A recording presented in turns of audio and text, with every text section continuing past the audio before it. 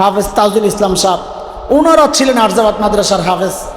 তা আব্বা যখন নিয়ে গেছেন আমার আরজাবাদ মাদ্রাসায় হেফজখানায় ভর্তি করানোর জন্যে, তা আমার উস্তাজ হজরত হাফেজ তাজুল ইসলাম রহমতুল্লাহ আলাই হুজুর কয়েক বছর আগে ইন্তেকাল করছেন। হজরতের সামনে আমার আব্বা বসাইছেন, আব্বার সাথে হজরতের পরিচয় ছিল ছাত্র জমানা থেকে। তো হজরত বলতেছেন, এই একটু পড়ো তুমি। তো সূরা আমার মনে আছে, সূরা ওয়াকিয়াত থেকে শুরু করছি পড়া। হায় আধা পৃষ্ঠার মতো পড়ার পর হুজুর হাসতে হাসতে শেষ। আর আব্বার কাছে আফসোস করে করে বলতেছে, আরে এত সুন্দর গলা, এত সুন্দর তেলাওয়াত, কিন্তু ভাই আরে এতদিন পড়াইছেন কই? আমি তো এখন বুড়া হয়ে গেছি, গলা ফাটা বাস হয়ে গেছে। বাচ্চা পিচ্ছি যখন ছিলাম তখন তো টনটুই না গলা, তেলাওয়াত করতাম খুব সুন্দর, কিন্তু টানের জায়গায় টান নাই, অজাগায় টান। কি বুঝছেন নি কথা? টানের জায়গায় টান নাই, অজাগায় টান। গুন্নার জায়গায় গুন্না নাই, অজাগায় গুন্না। কারণ জানি তো না, পড়ে গেছি আল্লাহর হস্তে, মাশাআল্লাহ। তো হুজুর খুব আফসোস করছেন, আফসোস করে আব্বারে বলছেন যে আপনি যদি কষ্ট না নেন আমি ওরে আবার শুরু করাইতে চাই। কয় পারা হেফজ করে গেছিলাম? কত পারা? 17 পারা হেফজ। আমি মারপেট থেকে হেফজ করে বের হয়ে গেছি না, এর জন্য আমার অনেক কষ্ট করতে হয়েছে, অনেক তেলাওয়াত করতে হয়েছে। আরে হিসাব দেন আমারে, করতে হয়েছে। এরপর ও মাদ্রাসার ছাত্র শোনো, কষ্টের জিন্দিগি। আমি আবার নাজারা শুরু করছি, নাজারা নাজারা দেখা দেখা পড়া ঠিক করা শুরু করছি। হেফজ ওই 17 পারা সব বাদ, আবার নাজারা পইরা আবার কোরআনের শুরু থেকে হেফজ করা শুরু করছি। এরপরে আবার হাফেজ হয়েছি। তাইলে আমার তেলাওয়াত কত বেশি হয়েছে বলেন? আচ্ছা, শেষ হয় নাই। আবু বকর রাদিয়াল্লাহু আনহুর জমানায় এইভাবে এখন যে পদ্ধতিতে কোরআন আল কারীমের তিলাওয়াত হয় তারাবিতে, খতম তারাবি, হযরত আবু বকরের সময় এইভাবে হইতো না। এটা তো হযরত ওমর রাদিয়াল্লাহু আনহুর সময়ে সাহাবায়ে কেরামের ইজমার মাধ্যমে শুরু হয়েছে। আবু বকরের জমানায় তো ছিল না। কাজী আবু বকর গোটা কোরআন তারাবিতে শোনাইছেন, আর ওই শোনানোর জন্য সারাদিন ঘষাঘষি করছেন বয়া বয়া। এটা তো হয় নাই। হাসান জামিল, আমি তো 25 বছর 20 বছরের কাছাকাছি হবে, হ্যাঁ 20 বছর বা 16-17 বছর, এর কম না, একা একা তারাবি পড়াইছি। পোলাবেন এখন তো 3 জনে মিল্লা পড়ায়, আমি একা একা তারাবি পড়াইছি। একজন খালি পেছন থেকে শুনতেন। এই একা একা গোটা কোরআন শোনাইছি। এর জন্য আমার কত তেলাওয়াত করতে হয়েছে। আজও পর্যন্ত তারাবি পড়াইতেছি, গত বছরও পড়াইছি, সাথে আমার ছেলেও এখন পড়াইতেছে আমার সাথে। তার মানে আমার তারাবির বয়স কত যে আমার ছেলেও এখন পড়ায়। এই যে এত বছর তারাবি পড়াইছি, আবু বকর কি এই সুযোগ পাইছেন? কোনা পাড়া পাইছেন? তো এইবার কন্ত দেখি না ডরাইয়া তেলাওয়াত বেশি কার, আবু বকরের না হাসান জামিলের? সাইয়্যিদনা আবু বকর সিদ্দিক রাদিয়াল্লাহু আনহুর তেলাওয়াত বেশি না হাসান জামিলের তেলাওয়াত বেশি?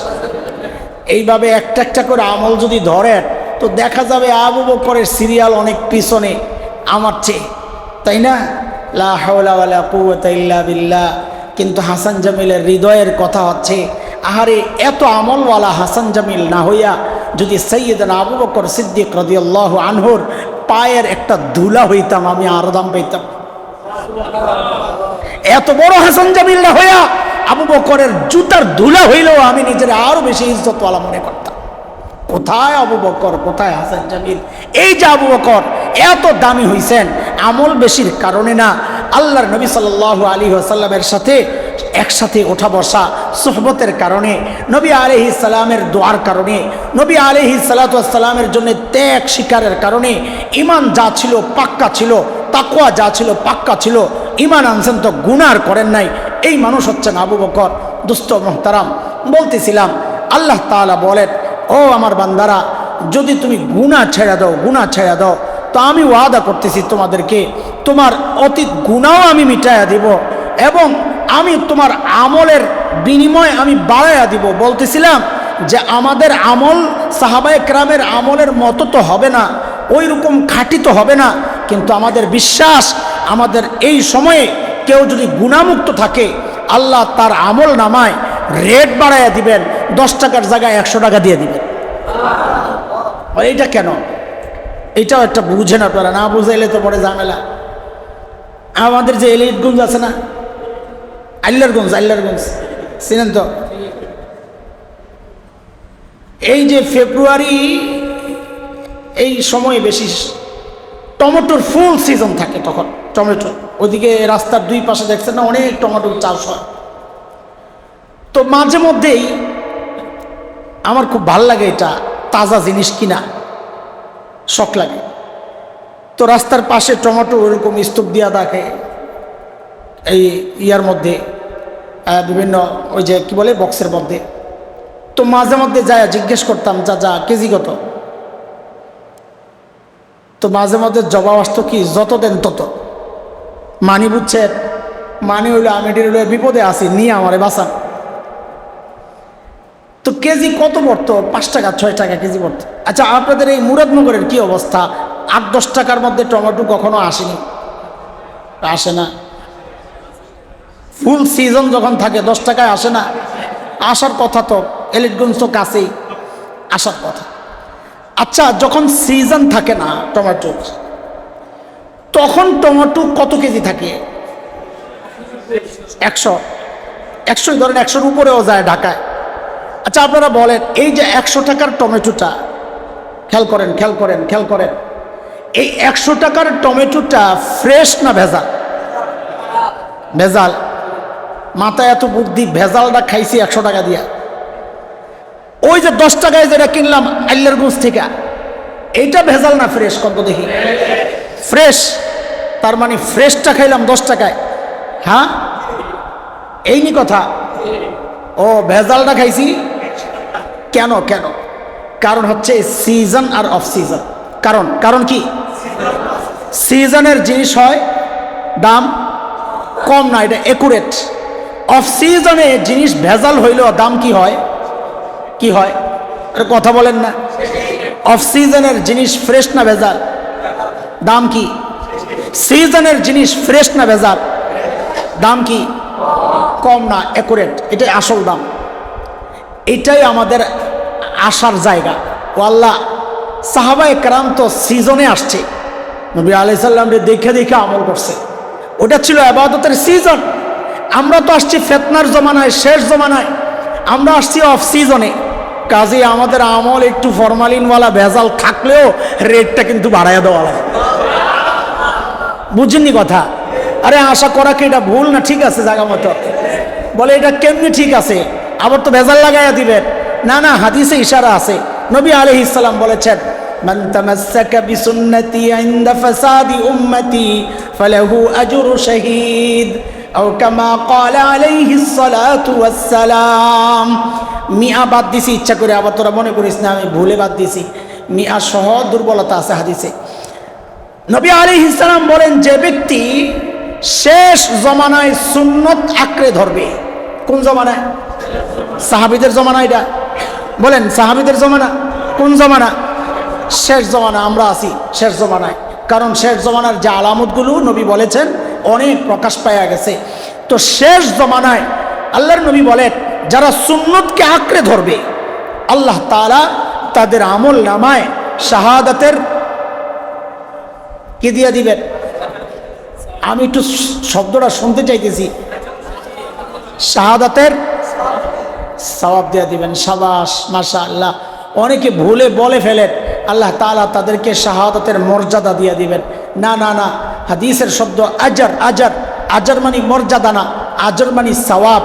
মর্যাদা আর সওয়াব এক জিনিস না। শাহাদাতের মর্যাদা তো অনেক উঁচা। শাহাদাতের মর্যাদা অনেক উঁচা। আল্লাহ সওয়াব দিবেন, সওয়াব। বলে মর্যাদা আর সওয়াবের পার্থক্য কি?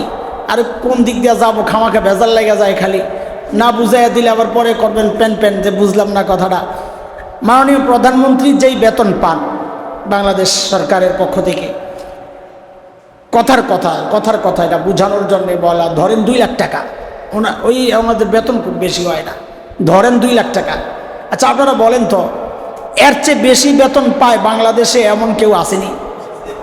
অভাব আছে? অভাব নাই। এর চেয়ে বহু বেশি বেতন পায় এমন বহু মানুষ আছে। আরে 25 লাখের খবর আমি জানি বাংলাদেশে 25 লাখ টাকা বেতন পায় নর্মাল চাকরি। বড়দের কথা তো আলাদা, নর্মাল চাকরি 25 লাখ টাকা বেতন পায়। তো আচ্ছা বলেন তো, বেতন বেশি কার? প্রধানমন্ত্রীর না ওই 25 লাখওয়ালার? তাহলে বেতন হইল সওয়াব। বেতন বেশি মানে মর্যাদা বেশি না। প্রধানমন্ত্রীর মর্যাদা বেশি, ওর বেতন বেশি। বেতন আর মর্যাদা এক জিনিস না, সওয়াব আর মর্যাদা এক জিনিস না। শাহাদাতের সওয়াব দিবেন আল্লাহ তাআলা, যে বেতনটা দিত এই বেতন তোরেও দিব, কিন্তু মর্যাদা কিন্তু আলাদা। শহীদের মর্যাদা দুনিয়ার কোনো মৃত্যু তার বরাবর হইতে পারে না। যাই হোক, তো কথা যেটা বলতেছিলাম, আল্লাহ তাআলা বলেন ওয়ায়ুযিম লাহু আজরা, আমলের রেট বাড়ার একটা উদাহরণ দিলাম, যে আমলের রেট যে বাড়ে। তো আল্লাহ তাআলা বলেন যারা তাকওয়া অর্জন করবে, সে যদি আমল কমও করে, যাই করে আর কি, আমি যেটা দেওয়ার কথা 10টা নেকি দেওয়ার কথা 10টা, কিন্তু কেউ যখন মুত্তাকি হয়ে যায়, গুনাহ ছেড়ে দেয়, আল্লাহ বলেন আমি তখন তার আমলের সওয়াব অনেক বাড়াইয়া দিই।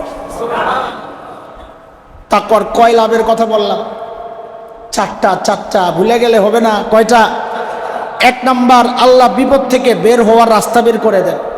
2 নাম্বার, আল্লাহ এমন জায়গা থেকে রিজিক দেন, এত পরিমাণে রিজিক দেন যার কল্পনাও সে করতে পারে না, তার মানে ঋণ টিন যা আছে সব পরিশোধ হয়ে যাবে।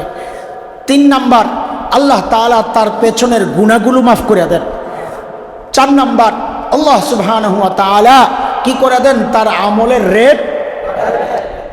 5 নাম্বার, আল্লাহ তাআলা বলেন ওমান ইয়াত্তাকিল্লাহা ইয়াজআল লাহু মিন আমরিহি ইউসরা, যে ব্যক্তি মুত্তাকি হয়ে যাবে তার সব কাম আমি আল্লাহ সহজ করে দেব।